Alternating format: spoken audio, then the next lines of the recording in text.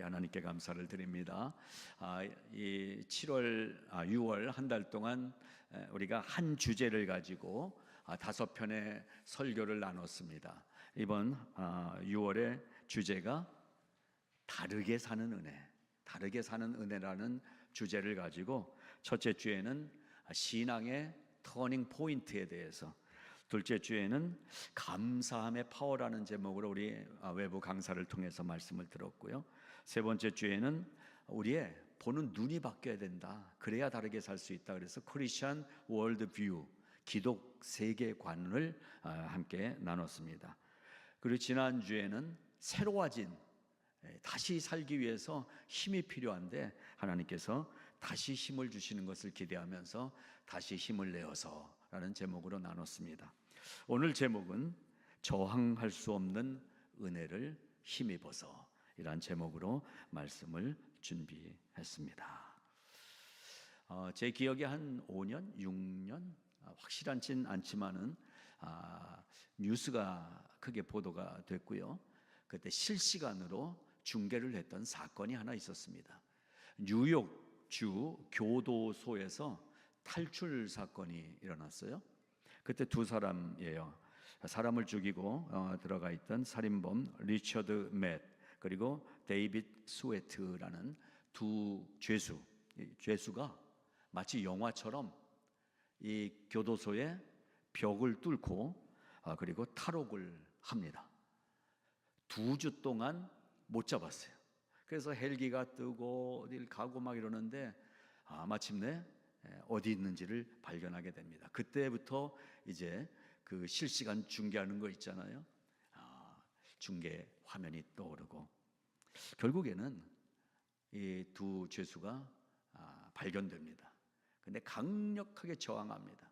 그래서 경찰들이 잡으려고 하다가 이제 먼저 발견하고 자수를 안 하고 이러니까 총격을 가하게 돼서 결국에 이 두 죄수는 2주 만에, 탈옥 2주 만에 사살돼서 생을 마치는 사건이 있었습니다.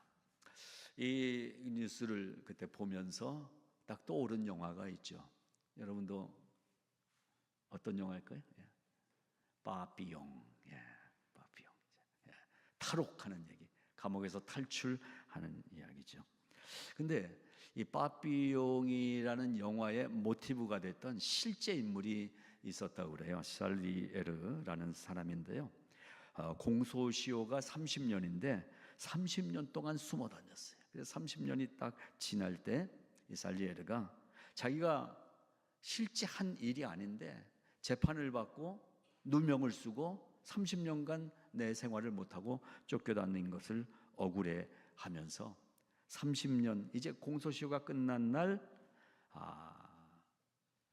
한 장소에 도착을 합니다. 그 자리에, 그것은 30년 전에 자기가 체포됐던 자리입니다.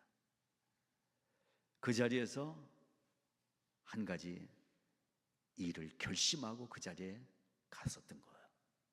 나를 억울하게 잡아넣으려 했던 검사와 그걸 거짓 증언을 했던 두 사람을 죽여야 되겠다. 그래서 그 자리에 갔는데 그 전에 이 30년을 지내는 동안에 예수님을 믿게 된 것 같아요. 이러한 글을 남겼습니다. 나는 하나님께 기도했다.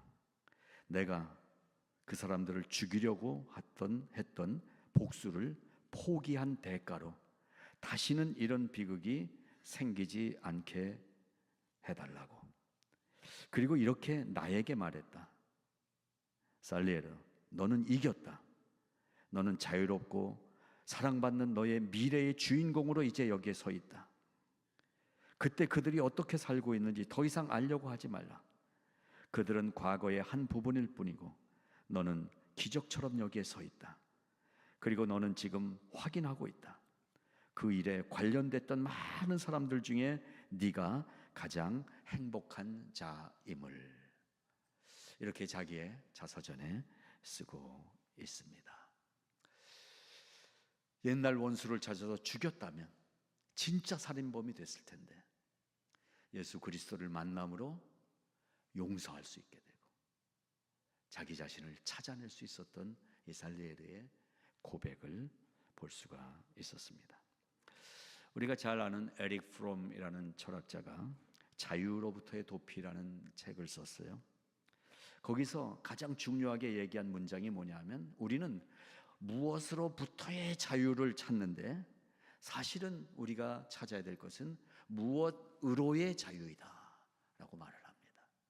무엇으로부터 도피해서 자유를 얻는 것이 아니라 무엇을 향해서 그것을 얻어야 자유인가를 생각하라 라는 아주 철학적인 뜻이 담겨 있는 말씀이었습니다.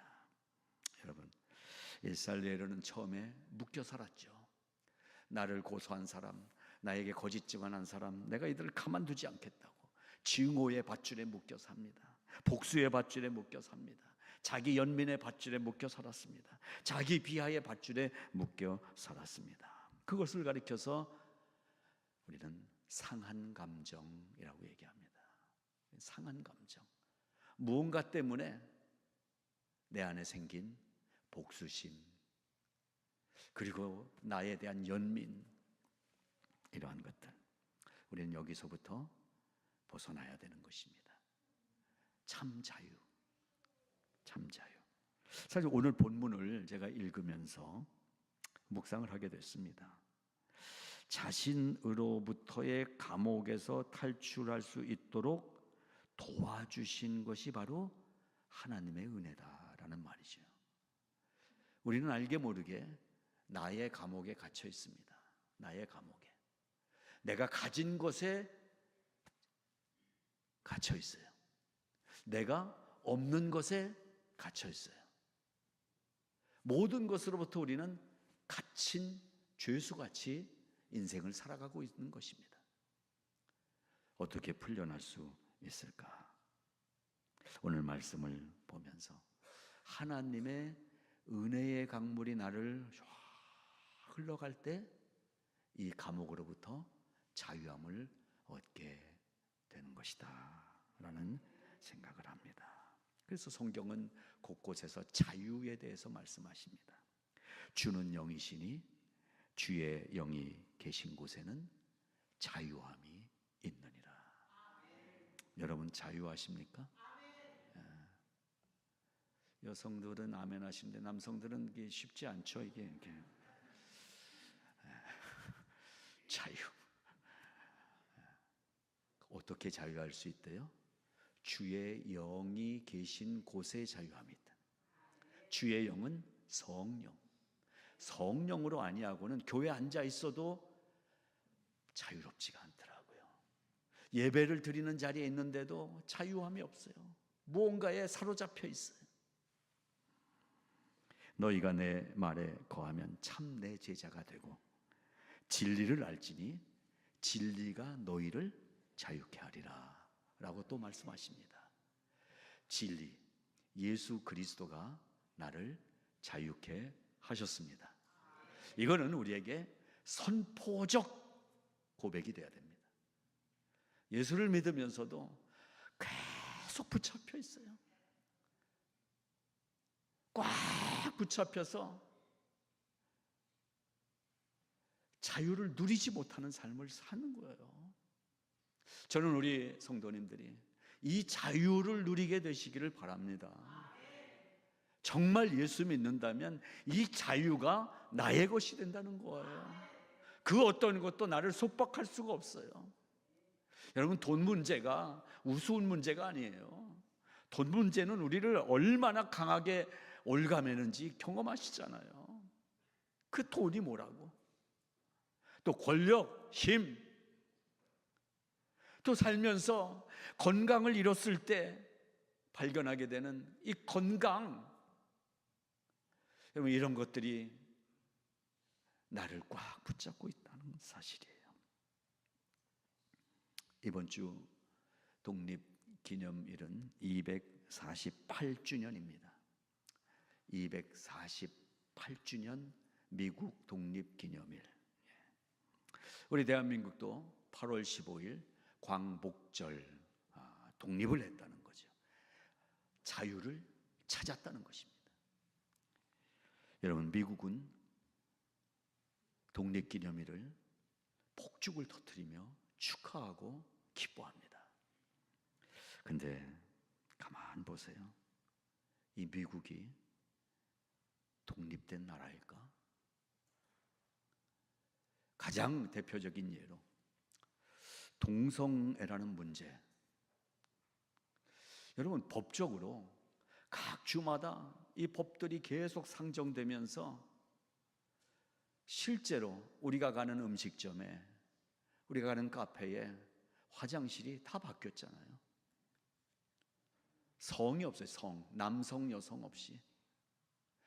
여러분, 초등학교에 아이들이 지금 그런 환경 속에서 성 정체성을 다 잃어버리게 만들었어요.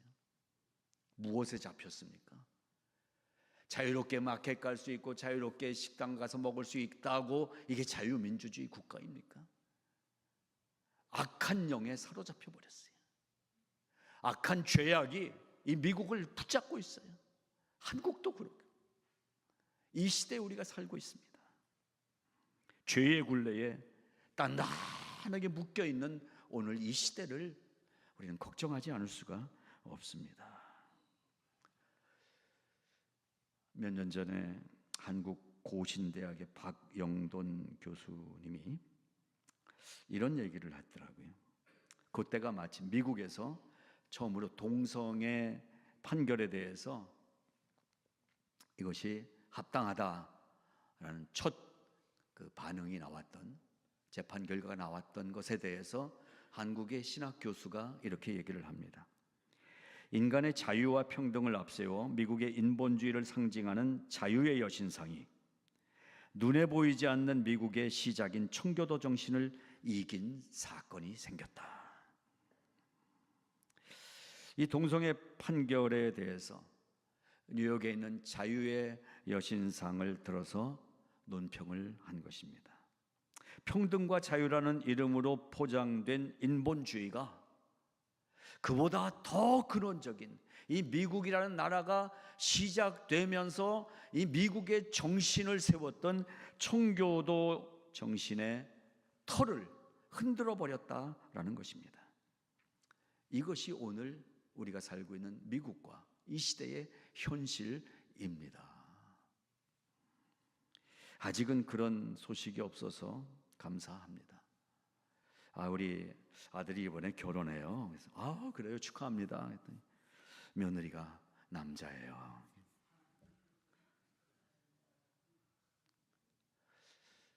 우리 딸이 이번에 신랑을 만났어요. 사위가 딸이에요.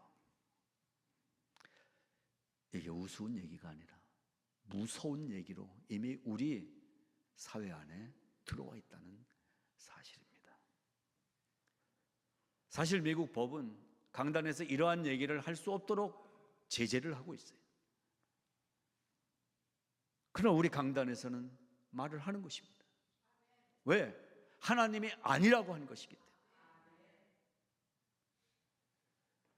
공산주의, 무슬림 앞에서만 우리가 신앙을 지키는 것이 아니라 다 그러면 어쩔 수 없지 하고 넘어가는 이 시대 속에도 우리는 우리의 이 신앙을 지켜야 되는 것입니다.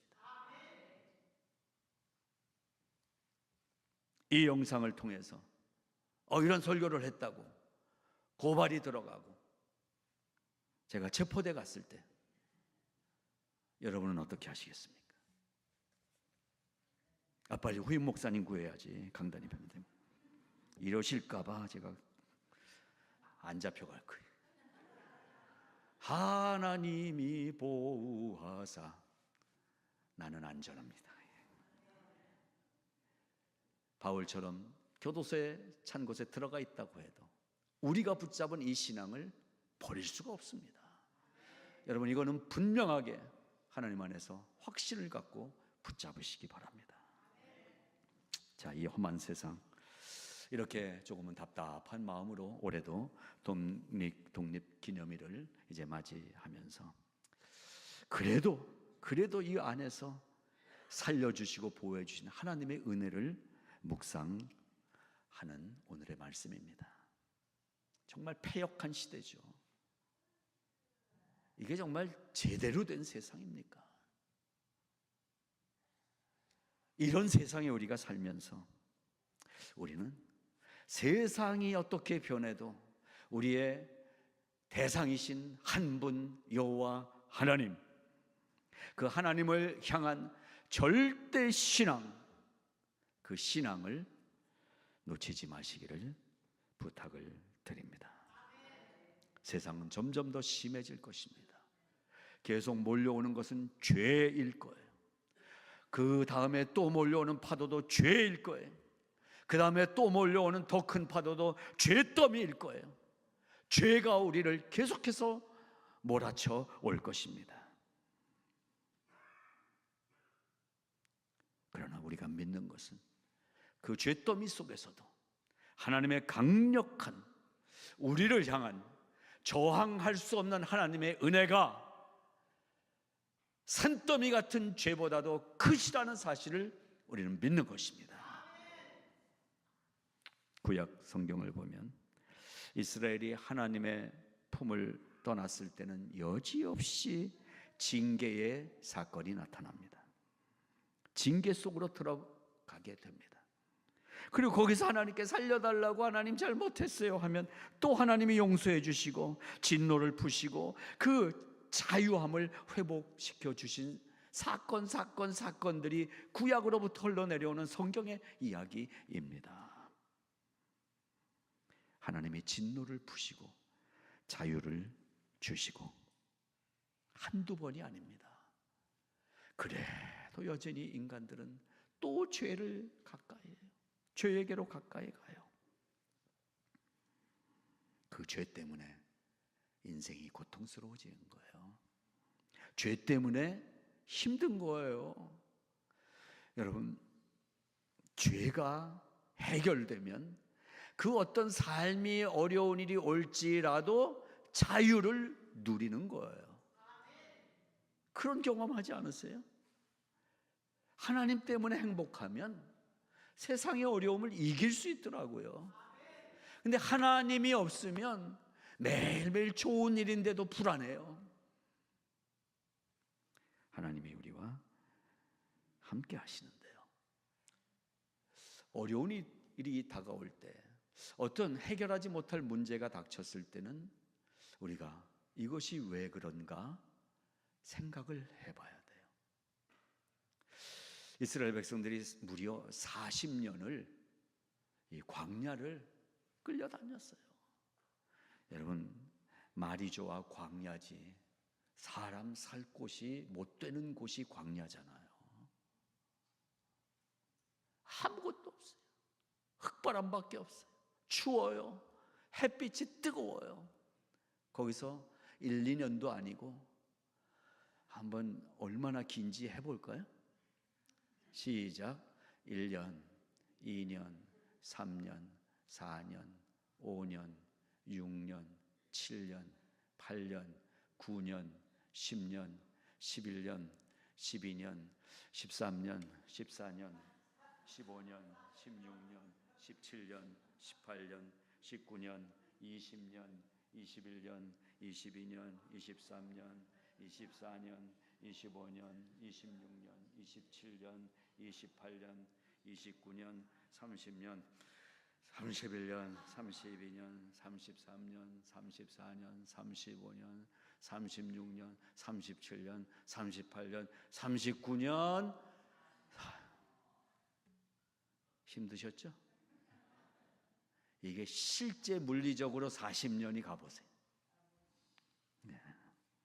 근데 성경은 이렇게 말씀하십니다. 왜 이렇게 긴 시간 어려움을 겪었을까? 이 40년 동안에 너로 광야의 길을 걷게 하신 것을 기억하라. 이는 너를 낮추시며 너를 시험하사 네 마음이 어떠한지 내 명령을 지키는지 아니 지키는지 알려 하심이라. 신명기 8장 2절에 하나님이 우리가 왜 고통당하는지를 알려주신 거예요. 여러분 인생의 고통이 올 때 이 고통 속에, 이 어려움 속에 어떤 하나님의 뜻이 있는가를 발견해내야 돼요. 그래야 자유를 얻을 수 있어요. 이 땅에 사는 동안 우리의 신앙생활은 여행이 되기를 바랍니다. 저러니 주님 다시 오시는 그날까지 믿음은 완성품이 아니라 진행 중이라는 사실을 기억하시기 바랍니다. 이스라엘 백성들에게 이 40년의 광야의 길이 단순한 고통의 시간이었다면 아마 못 견뎠을 거예요. 그런데 단순한 고통이 아니라 고통 중에 회개하면 하나님이 회복시켜 주시고, 목마름 중에 하나님을 찾으면 반석을 갈라서 물을 내어 보내주시고, 낮에 너무 뜨거워서 죽겠어요 하면은 마치 여러분 친교실에 덥다고 하니까 선풍기 달아주는 것처럼 하나님이 구름을 덮어주시고, 그러니까 살 수 있었던 거예요. 그 40년 같은 우리 각자의 인생 어떻게 살 수 있어요? 하나님의 은혜가 아니면 살 수 없다는 것을 계속 가르쳐 주십니다. 그러니까 우리는 뭘로 걸어가야 돼요? 믿음으로 걸어가는 거예요. 믿음으로. 수많은 난관들이 없지 않습니다. 우리 각자 한 사람 한 사람마다 소설책을 쓴다면, 자서전을 쓴다면 한 권으로 끝날 뿐이 어디 있겠어요? 상권, 하권, 1권, 2권, 3권, 뭐 10부작, 연작 시리즈 막 나올 거예요, 여러분의 삶이. 예. 근데 그래도 믿음으로 걸어오니까 하나님이 오늘 이렇게 살 수 있게 은혜를 베풀어 주셨다라는 거죠. 하나님은 우리에게 은혜를 주시는데 어떤 은혜를 주시는가? irresistible grace, 저항할 수 없는 은혜를 주신. 하나님이 은혜를 주시는데 우리가 아유 저는 괜찮아요, 아유 살만해요. 저기 저 사람에게 더 주세요. 이딴 게 아니에요. 우리가 거부할 수 없는, 저항할 수 없는, 계속 폭포처럼 때로는 이슬비처럼 단비처럼 우리에게 한량없이 베풀어 주시는 것이 하나님의 은혜인 거예요. 그 은혜를 주시는 거예요. 죽을만 했지 죽었습니까 여러분? 죽은 분 손 들어보세요. 그동안 정말 죽을 뻔했잖아요. 정말 죽고 싶었잖아요. 막 그런 시간이 있었죠. 근데 오늘 살아있네? 하나님의 이 은혜인 것입니다. 하나님은 문제를 단번에 해결해 주시는 법이 없으시더라고요. 제 경우에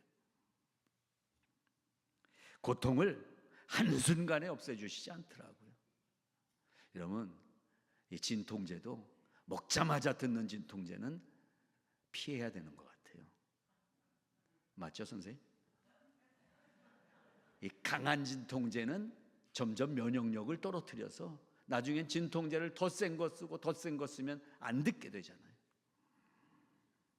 오히려 하나님은 한 번에 낫는 진통제를 주시는 게 아니라 시간이 걸려도 이 문제를 겪으면서 스트러글 하고 하나님을 찾아도 보고 하나님을 원망도 하고 이런 시간을 그냥 놔두고 그 시간을 통과하게 하심으로써 이 고통을 겪는 동안 하나님을 더 깊이 만나게 하시면서 우리에게 은혜를 주시더라는 사실입니다. 그걸 가리켜서 저항할 수 없는 은혜라고 말씀한 것입니다.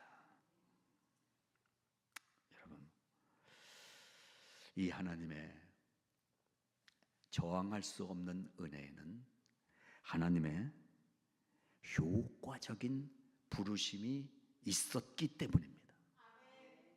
이게 구원인 거예요.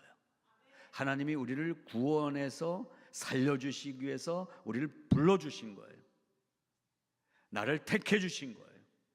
그래서 이 택하심과 부르심의 은혜를 가리켜서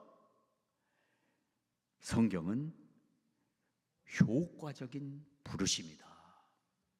유효한 부르심이다. efficient calling. 효과적인 부르심으로 우리를 부르셨어요. 유효한 부르심으로 불렀어요. 우리가 살면서 우리를 불러주는 데가 있었어요. 직장. 시험 봤는데 좋아요. 다음 주부터 출근하세요. 그 직장에서 부른 거예요. 불러서 열심히 일을 합니다. 봉급을 받습니다. 그러다가 어느 날 파이어, 해고 통지가 날아오기도 합니다. 세상의 부름은 효과적 부름이 아니에요. 자기네가 필요할 때 사용하기 위해서 부르는 부르심이, 오직 하나님의 부르심만이 효과적인 부르심입니다. 우리의 신앙생활, 우리가 구원받았다는 이 사실은 우리의 삶이 유효한 삶, 효과가 있는 삶을 살게 하시는 부르심이라는 사실인 것입니다. 그러니까 이렇게 대충 교회나 왔다 갔다 쉬었다 갔다 아닌 거예요. 주일마다 나의 예배가 효력이 나타나야 돼. 예배 드리고 나면 내 삶에 효과가 나타나야 되는 거예요. 약이라고 다 효과가 나타나지 않더라고요. 적합하게 콜레스테롤 약을 그래서 바꿔주잖아요. 이게 안 듣는다면 바꾸고. 듣지도 않는 약을 먹겠다고 계속 먹어보세요. 아무 몸에 효과가 나타나지 않아요. 나 교회 갔다 왔어. 오늘도 6월 마지막 주일 교회 갔다 왔어. 오늘도 그런 예배 안 하십니까? 정말이잖아요. 우리의 생명을 내가 어떻게 자신해요? 죽겠다 하는 분들에게 저는 당당히 말씀드립니다. 안 죽습니다. 조금 천천히만 얘기하시면 안 죽어요. 그랬어요. 아이고 죽겠다, 아이고 죽겠다. 자, 천천히 시작. 아이고 죽게 있다. 죽게. 안 죽어요, 안 죽어. 세상에서는 내 삶이 어디에서건 효력이 나타날 근거가 없어요. 오직 하나님의 효과 있는 부르심에 순종으로 응답할 때 내 삶이 효력 있는 삶이 되는 거예요. 내가 사는 삶 때문에 내 주변의 사람들이 그 효과의 덕분을 보면서 살게 되는 것인 줄로 믿습니다. 자, 상반기를 넘어가는 6월의 마지막 주일 말씀을 이 로마서 8장을 선택한 이유가 이것입니다. 다르게 사는 은혜가 무엇일까? 다르게 사는 삶이 무엇일까? 바로 이 하나님이 우리에게 구원을 주실 때 우리에게 허락하신 저항할 수 없는, 우리가 받고 안 받고에 따라서 주시는 게 아니라 한번 내가 택한 이 백성에게는 내가 한량없이 저가 거부해도 내가 주리라는 하나님의 완전한 부어주심의 이 은혜가, 우리가 저항할 수 없는 은혜가 우리에게 임한다는 사실을 믿고 순종하는 삶을 선택하고 가는 우리에게 이 은혜는 날마다 효력 있게 나타나게 되는 것입니다. 그러면 어떻게 해야 되느냐? 하나님께로 가까이, 하나님께로 가까이 가는 이 방법, 이것이 효력 있는 삶을 사는 비결이라고 성경은 말씀하십니다. 저는 기도할 때 자주 부르는 찬양이 있잖아요. 하나님께로 더 가까이 갑니다. 고통 가운데 계신 주님, 변함없는 주님의 그 신사랑, 영원히 주님만을 섬기리. 기도의 줄이 안 잡힐 때 앉아서 이 찬양을 매번 부르면, 또 부르고 부르면 그 사이에 하나님의 은혜가 제 가슴에 가득 차 있는 것을 경험합니다. 하나님께로 가까이, 하나님께로 가까이. 그렇게 들어갈 때 하나님의 은혜는 내 안에 주신 자유의지에 따른 결정을 내 자발적으로 나오는 의지가 되게 하셔서 신앙의 굳건한 의지를 가지고 하나님 말씀에 순종해야지 결심하게 해 주시더라는 것입니다. 여러분, 하나님 앞에서 우리 누구에게나 주신 이 자유의지, 인간에게 주신 이 자유의지를 내가 자발적으로 하나님께 가야지 결심할 수 있는 은혜가 되기를 바랍니다. 순종인 것입니다. 그것이 순종인 것입니다. 순종은 거역하거나 대항하지 않습니다. 무조건 하나님 앞에 항복하고 두 손 들고 나오는 것입니다. 만세 반석 열리니 내가 들어갑니다. 두 손 들고 주님 앞에 나오는 것입니다. 우리 한국 찬송가에는 헌금송으로 바뀌어버렸지만 원래 영어 가사는 하나님 내가 항복합니다. 하나님 앞에 항복합니다. 이게 뭐예요? I surrender all. 내게 있는 모든 것을 주님 앞에 바치네. 이거 헌금송이 아니에요. 내 삶을 주님 앞에 나 항복, 하나님 나 항복, 하나님 마음대로 하세요. 죽이든지 살리든지 마음대로 하세요. I surrender all. 이것이 순종인 거예요. 하나님 뜻대로 하세요. 하나님 마음대로 하세요.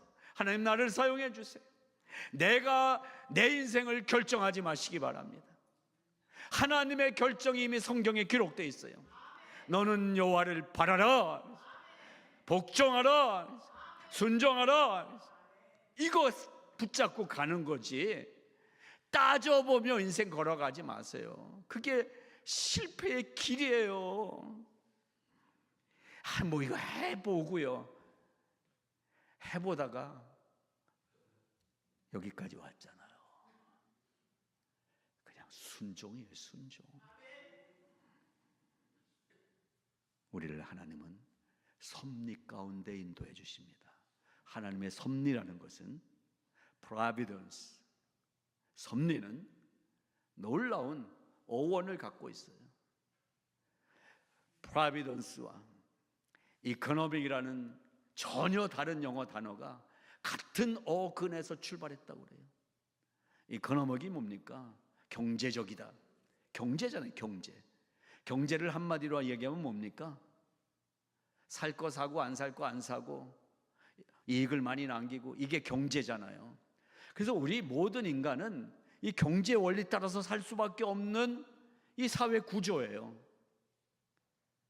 수입이 2,000불밖에 안 되는데 3,000불짜리 살 수가 없어요. 그게 경제 원리를 갖고 있잖아요. 프로비던스도 경제예요, 경제. 하나님의 섭리라는 게 하나님이 하시고자 하는 일, 모든 일들을 하나님의 경제 원리 따라서 준비해 놓은 게 프로비던스의 섭리예요. 그러니까 나의 경제 원리로 살면 이게 맞는 것 같아. 이렇게 해야 될 것 같아. 근데 하나님은 우리 택한 백성들을 하나님의 경제 원리로 살기를 원하시는 거예요. 하나님이 인도하시는 그 하나님의 경제 원리를 순종하면 잘 살 수밖에 없어요. 내가 계산해 갖고 제대로 뭐 됐습니까? 그러면 다 뭐 주식으로 떼돈 벌고 살게요. 내가 사면 꼭 떨어지죠, 여러분. 하나님의 은혜예요. 로또 1,000불 이상짜리 된 분 있으세요? 맨날 뭐 이렇게 긁어가지고 뭐 5불짜리 아니면 다음 표 하나 더 받는 거 요 정도 겨우 하고서는 야 언젠가는 저 뭐 몇 억짜리 저거 나도 될 거야라는 이 허황된 생각으로 복권이나 긁고 사는 인생처럼 비참한 인생은 없습니다. 그러니까 이것도 큰 은혜예요, 여러분. 하나님이 여러분 복권에 관심 안 갖게 해주신 것도 망하는 길이거든요. 하나님이 우리에게 주신 은혜는 저항할 수 없는 은혜인 동시에 측량할 수 없는 은혜입니다. 측량이라는 것은 계산해 보는 거예요. 하나님이 주신 은혜가 얼마나 됐을까? 지난 한 달 동안 뭘 도와줬을까? 계산하지 않고 살아도 하나님이 우리에게 주신 은혜는 마치 계산할 수 없는 숫자처럼 측량할 수 없는 은혜로 우리에게 부어주고 계시다는 사실을 확인하시기 바랍니다. 그 은혜는 이미 우리에게 부어주셨습니다. 그렇습니다. 우리가 그렇게 살 수 있도록 오늘도 하나님은 도와주십니다. 성령 하나님께서 도와주십니다. 성령님이 임하시면 감사하게도 우리는 저항하던 반항하던 손을 살포시 내려놓고 하나님께 기도의 손으로 엎드리게 되는 것입니다. 이런 은혜가 어디 있습니까?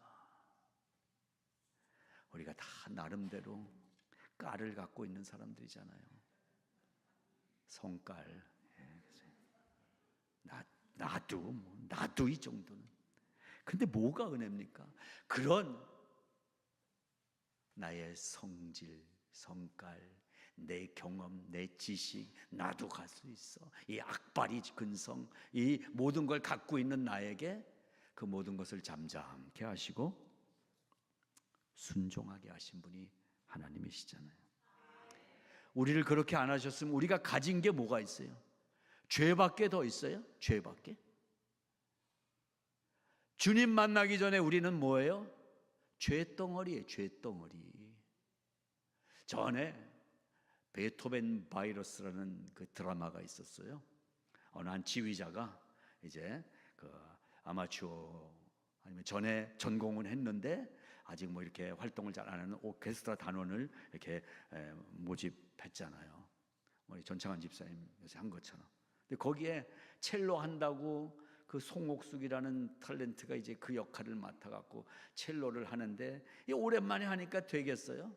그러니까 뭐 연습해갖고 왔는데 이 지휘자가 하더니 연습해갖고 삑삑대니까 단원들 있는 데서 뭐라고 그랬어요? 지휘봉 갖고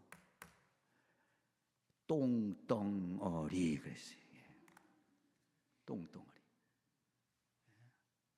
우리 찬양대원들 지휘자에게 감사해야 돼요. 연습하다가 똥덩어리 하고 싶은 날이 많지 않았겠어요? 근데 하나님이 우리를 보실 때 하나님을 만나지 못하고 사는 그때까지는 정말로 죄덩어리였잖아요. 죄덩어리인 우리들에게서 죄를 당신의 피 흘리심으로 다 씻겨주시고 사랑하는 자녀로 꽉 품어주셨습니다. 이것이 저항할 수 없는 은혜예요. 여러분도 어린 애들 있잖아요. 저도 이제 손주 저 녀석을 에반이 남자놈이 확실히 이게 뭐 지치지도 않아요. 우리 전창환 집사님이 제일 잘 이해할 거예요. 그런 놈 둘을 키우고 있으니. 근데요, 이 아이를 두 팔로 해서 손 팔까지 모든 게 꽉 잡으면요, 지가 뭐 어떻게 하려고 그래도 할아버지가 꽉 잡으니까 꼼짝 못하죠. 처음엔 뭐 발버둥 치죠. 근데 꽉 잡고 안 놔줍니다. 그럼 이제 풀이 꺾여요. 아버지 살려주세요. 하나님은 우리를 아빠가 이 어린 아들을 교육시키려고 꽉 붙잡고 있는 것처럼 우리를 붙잡고 계신 거예요. 그게 저항할 수 없는 은혜인 거예요. 내가 하고 싶은데 못 움직이는 거예요. 여러분, 하고 싶은 거 있으시죠? 되고 싶은 거 있으시죠? 근데 왜 안 되고 왜 못 할까요? 하나님이 가장 좋은 걸 주시기 위해서 지금은 꽉 붙잡고 안전할 때 놔주시는 거예요. 이제 될 만할 때 놔주시는 거예요. 저항할 수 없는 은혜, 그 은혜가 오늘 이제 상반기를 마무리하면서 이제 하반기를 시작하는 우리에게 내 안에 주신 자유의지를 나의 굳건한 결단과 의지로 정하고, 하나님, 이제 하반기에는 내가 적극적으로 더 열심히 하나님을 위하여, 하나님의 교회를 위하여, 우리 사랑하는 목자들을, 식구들을 위하여, 어려운 이웃들을 위하여 주님의 사랑을 나눠주며 사는 신나는 인생을 살겠습니다. 선포하게 해주시는 거예요. 이젠 우리는 결정난 사람들이에요. 아무리 해도 하나님을 이겨먹을 수 없는 존재가 된 거예요. 전에는 하나님을 막 이겨먹었어요. 하나님 가만 계세요, 가만 계세요, 내가 할 테니까, 그렇게 살던 우리가 이제는 도무지 하나님을 어떻게든 이겨먹을 수 없는 존재가 됐다는 사실이에요. 이게 근데 감사하게도 저항할 수 없는 하나님의 나를 향하신 은혜라는 사실인 것입니다. 그래서 꽉 붙잡힌 이 약함이 은혜가 되는 것입니다. 우리가 약할 때 강함을 주신대요. 약할 때 강함 되시네, 나의 보배가 되신 주님이, 그 보배이신 주님이 우리와 함께 영원토록 함께 계실 줄 믿습니다. 하나님 감사합니다. 맞습니다.